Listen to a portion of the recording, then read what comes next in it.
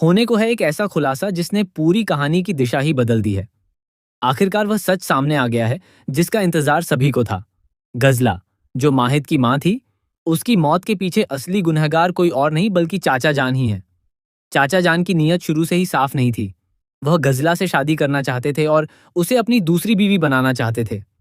उनके मन में यह भी था कि अगर वह गजला से शादी कर लेते तो माहिद के सौतेले पिता बन जाते और इस रिश्ते के जरिए उन्हें समाज में एक अलग पहचान और ताकत मिलती।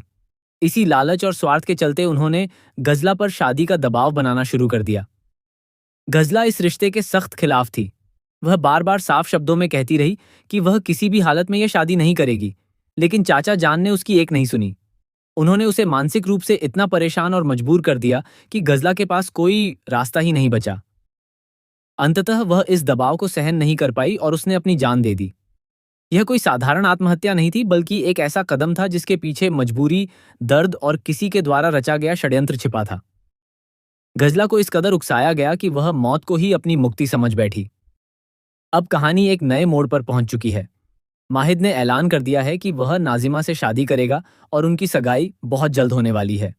घर में तैयारियां शुरू हो चुकी हैं और हर तरफ खुशियों का माहौल दिखाई दे रहा है।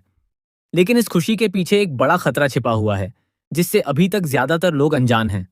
दूसरी ओर सेहर को एक ऐसी बात पता चलती है जो सब कुछ बदल सकती है। वह अनजाने में चाचा जान और उनकी पत्नी फातिमा की बातचीत सुन लेती है। इस बातचीत में फातिमा साफ तौर पर कहती है कि सगाई वाले दिन माहिद पर जानलेवा हमला किया जाएगा। यह सुनकर सेहर के होश उड़ जाते हैं।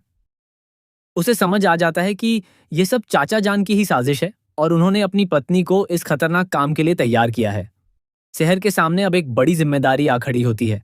वह जानती है कि अगर उसने कुछ नहीं किया तो माहिद की जान खतरे में पड़ सकती है। इसलिए वह तुरंत फैसला लेती है कि वह किसी भी हालत में माहिद को अकेला नहीं छोड़ेगी। सगाई वाले दिन वह सीधे माहिद के घर पहुंच जाती है। माहिद उसे देखकर हैरान रह जाता है और पूछता है कि आज उसकी सगाई है, फिर भी वह वहां क्यों आई है। सेहर बिना घबराए साफ कह देती है कि वह सगाई में शामिल होने आई है और अब यहीं रहेगी।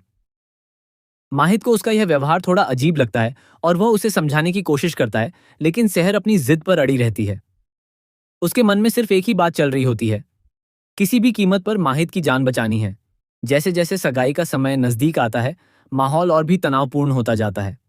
बाहर से सब कुछ सामान्य और खुशियों से भरा हुआ दिखता है, लेकिन अंदर ही अंदर एक बड़ा खतरा मंडरा रहा होता है। सेहर हर पल चौकन्नी रहती है, हर हरकत पर नजर रखती है और सही समय का इंतजार करती है ताकि वह इस हमले को रोक सके। अब देखने वाली बात यह होगी कि क्या सेहर अपनी कोशिश में सफल हो पाएगी? क्या वह चाचा जान की इस खतरनाक साजिश को नाकाम कर पाएगी या फिर कहानी में कोई और नया मोड़ आएगा? माहिद की जिंदगी का यह सबसे अहम दिन है जो या तो खुशियों की शुरुआत बनेगा या फिर एक बड़े हादसे में बदल सकता है। यही सस्पेंस इस कहानी को और भी रोमांचक बना देता है।